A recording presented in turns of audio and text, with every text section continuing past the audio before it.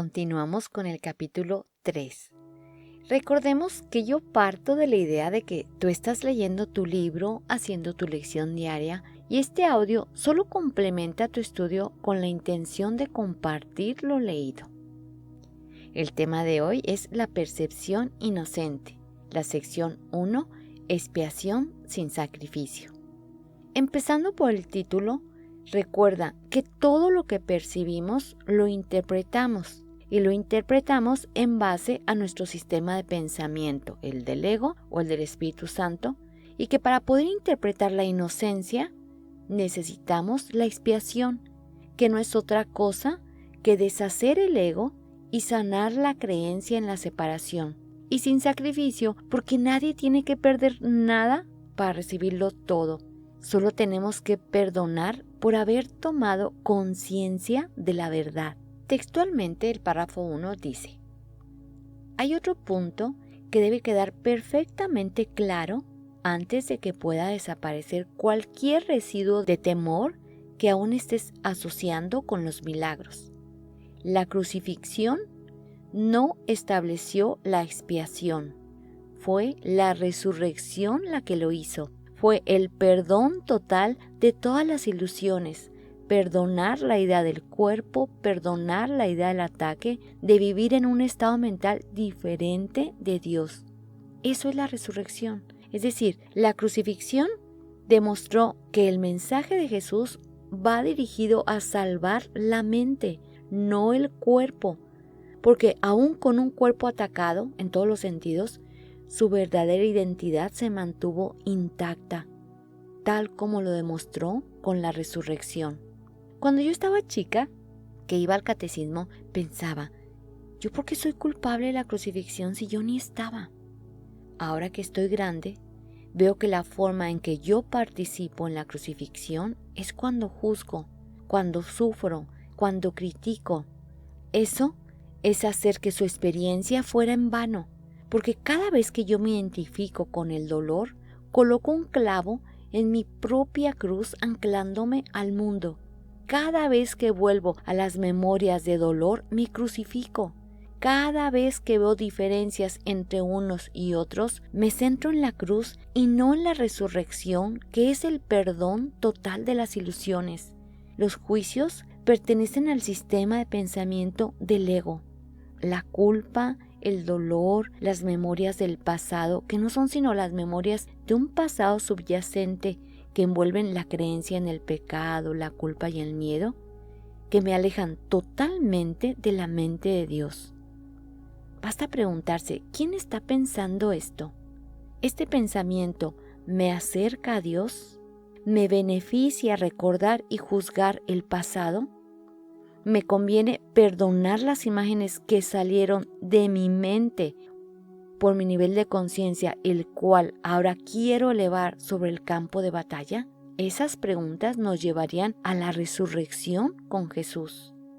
En el capítulo 15, sección 11, oración 2, dice: el príncipe de la paz nació para establecer la condición del amor, enseñando que la comunicación continúa sin interrupción aunque el cuerpo sea destruido. En la oración 3 dice: y si entiendes esta lección, te darás cuenta de que sacrificar el cuerpo no es sacrificar nada, y la comunicación, que es algo que es solo propio de la mente, no puede ser sacrificada. ¿Estarás de acuerdo que seguimos haciendo énfasis en el Vía Crucis más que en la resurrección? Seguimos identificándonos con el cuerpo para comunicarnos y sacrificamos la mente, donde en realidad somos uno. Cada juicio coloca un clavo en nuestra propia cruz. Cada vez que nos sentimos separados, resentidos, incluso exitosos, nos clavamos a la cruz de la separación. Por el contrario, cuando dejamos de juzgar, cuando buscamos en nuestra mente la unidad, cuando perdonamos y nos perdonamos a fin de trascender al amor, resucitamos en Cristo y por ende se restituye la comunicación con Dios, pues ya no hay ese temor subyacente. Continuando con el párrafo, Son muchos los cristianos sinceros que no han entendido esto correctamente. Nadie que esté libre de la creencia en la escasez, recuerda que la creencia en la escasez es la creencia en haber salido de la mente del Padre, podría cometer tal equivocación. Si se examina la crucifixión desde un punto de vista invertido, es decir, el que le dio el ego, parece como si Dios hubiese permitido, incluso fomentado, el que uno de sus hijos sufriese por ser bueno. Esta desafortunada interpretación que surgió como resultado de la proyección, y aquí hago un paréntesis, Kenneth Wapnick lo explica de la siguiente manera. La crucifixión es un símbolo de ataque del ego en contra de Dios y por consiguiente en contra del Hijo de Dios, lo cual da testimonio de la realidad del sufrimiento, el sacrificio, la victimización y la muerte que el mundo parece manifestar. Sin embargo, el verdadero sentido del asesinato de Jesús para el curso es un ejemplo extremo que Él mismo aceptó para enseñarnos que nuestra verdadera identidad no está en el cuerpo, está en esa mente amorosa que compartimos con Dios y que jamás puede ser destruida, puesto que la muerte no tiene poder sobre la vida, demostró con la resurrección. Esas ideas, continúa el texto, han llevado a muchas personas a vivir sumamente atemorizadas de Dios. Y es lógico, pensamos, si Dios permitió que le pasara eso a su hijo, que fue tan bueno, ¿por qué no iba a permitir que nos pasara a nosotros lo mismo? Y por eso aceptamos que pasen cosas que no nos gustan diciendo que solo Dios sabe. Tales conceptos antirreligiosos, dice, se infiltran en muchas religiones. El auténtico cristiano, sin embargo, debería hacer una pausa y preguntarse, ¿cómo iba a ser posible eso? ¿Cómo iba a ser posible que Dios mismo fuese capaz de albergar el tipo de pensamiento que sus propias palabras han enseñado claramente que es indigno de su Hijo? ¿Estaremos de acuerdo que todo aquello que no se cuestiona se convierte en una creencia? Igualmente, que nuestras creencias nos fueron inculcadas en nuestra infancia, quizá por eso no las cuestionamos. Pero hay una edad en la que ya tenemos la capacidad de cuestionarnos por qué mantenemos ciertas creencias. Párrafo 2. La mejor defensa, dice, como de costumbre, consiste en no atacar la posición de otro, sino más bien en proteger la verdad. La verdad es la que vino a enseñar Jesús. Las ideas no abandonan a su fuente. El pecado original fue una idea que duró un instante, ya que solo el amor es real. Supongamos que nosotros tenemos la firme convicción de entrenar nuestra mente para aceptar esa única verdad. No por eso vamos a juzgar a los que no lo han hecho todavía, porque caeríamos en la incongruencia de estar viendo separación. La verdad no necesita defensas. Simplemente la aceptas o la pospones porque no la puedes rechazar porque simplemente la verdad es. No es muestra de sensatez, agrega, aceptar un concepto si para justificarlo tienes que invertir todo un marco de referencia. Este procedimiento es doloroso en sus aplicaciones menores y verdaderamente trágico a una escala mayor. Con frecuencia, la persecución termina siendo un intento de justificar la terrible y errónea percepción de que Dios mismo persiguió a su propio Hijo en nombre de la salvación. Ni siquiera las palabras mismas tienen sentido.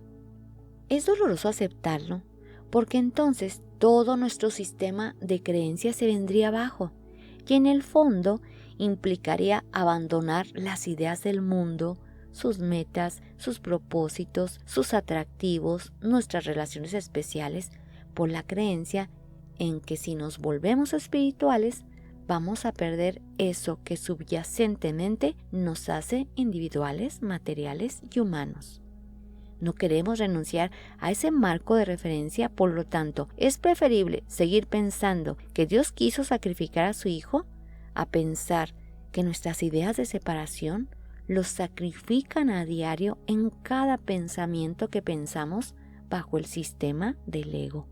Superar esto ha sido sumamente difícil, pues si bien este error no es más difícil de corregir que cualquier otro, pues todos son ilusiones, son muchos los que no han estado dispuestos a abandonarlo en vista de su eminente valor como defensa. ¿Defensa de qué? Defensa de la verdad. Nos defendemos de la verdad por mantener la ilusoria mentira. Un ejemplo menos dramático es el del padre que dice: esto me duele a mí más que a ti, pero se siente exonerado al darle una paliza a su hijo. ¿Crees que nuestro Padre piensa realmente así? Es tan esencial eliminar cualquier pensamiento de este tipo que debemos asegurarnos de que nada semejante permanezca en tu mente.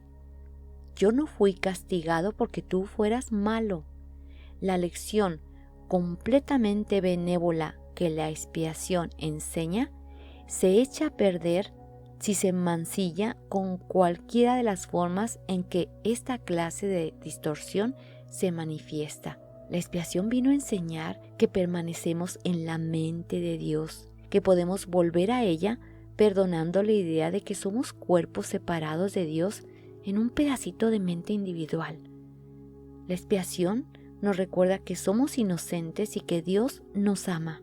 Párrafo 3. La afirmación «mía es la venganza», dice el Señor, es una percepción falsa mediante la cual uno le atribuye a Dios su propio pasado malvado o su creencia en la separación, pues interpretamos de acuerdo a nuestro subconsciente. Si nos vamos al diccionario, en la Biblia, la palabra vindicar es sinónimo de vengar, defender o recuperar.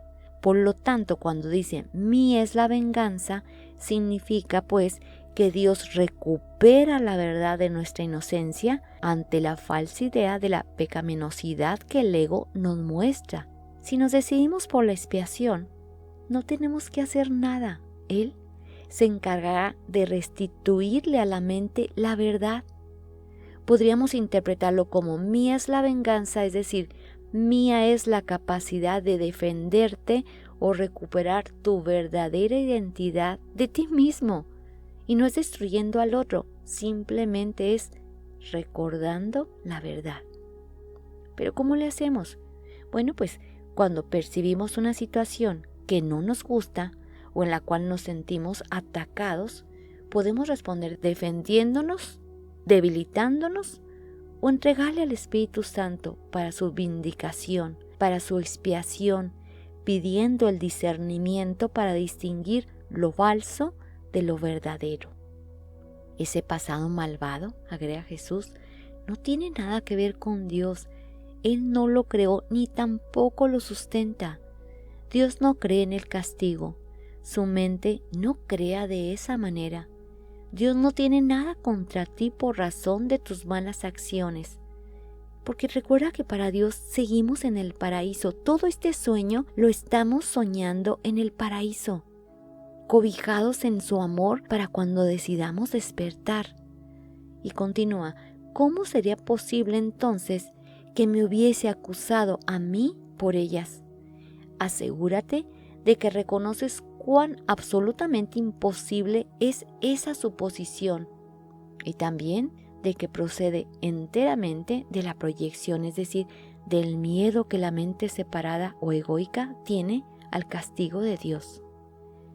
Este tipo de error es responsable de una multitud de errores similares, incluyendo la creencia de que Dios rechazó a Adán y lo expulsó del jardín del Edén. Quizá por eso piensas a veces que no te estoy guiando bien. He tomado las máximas precauciones para usar palabras que sean casi imposibles de distorsionar, pero siempre es posible tergiversar los símbolos si así lo deseas. Si no nos cuestionamos dichas creencias, o si no tenemos una mente abierta y además queremos generar controversia, claro que mantendremos esa distorsión en nuestra mente, encontrando además justificaciones para atacar a todo aquel que quiera alterar nuestro marco de referencia.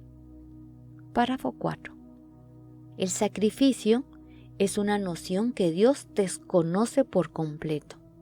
Podríamos cuestionarnos ciertamente, ¿para qué necesitaría Dios el sacrificio?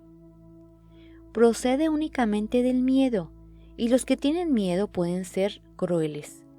Cualquier forma de sacrificio es una violación de mi exhortación a que debes ser misericordioso tal como tu Padre en el cielo lo es. Aquí, Jesús nos exhorta a identificarnos con la mente recta. Por lo tanto, ofrecer un sacrificio mismo que le corresponde a la mente errada y sobre todo a la que se identifica con un cuerpo separado, pues no tiene sentido para ganar una recompensa o un beneficio de Dios. A muchos cristianos les resulta difícil darse cuenta de que esto les atañe a ellos. Los buenos maestros nunca aterrorizan a sus estudiantes. Aterrorizar es atacar, y como resultado de ello, se produce un rechazo de lo que el maestro ofrece, malográndose así el aprendizaje. Párrafo 5. Se me ha llamado correctamente el Cordero de Dios que quita los pecados del mundo, mas quienes representan el Cordero manchado de sangre no entienden el significado del símbolo. Si se entiende correctamente, es un símbolo muy simple que habla de mi inocencia. Y acuérdate que esa inocencia es la que confiere el conocimiento. Jesús recuperó el conocimiento de su verdadera identidad. Esa es su inocencia. El león y el cordero, tendidos el uno junto al otro, simbolizan que la fuerza y la inocencia no están en conflicto, sino que coexisten naturalmente en la paz. La fuerza o fortaleza que demostró Jesús y que nos invita a lograr, le viene de su estado mental en conexión con Dios, en su inocencia. La lección 42 reza: Dios es mi fortaleza. Y esa fortaleza se recupera cuando se recupera la confianza en un solo poder, el poder de Dios.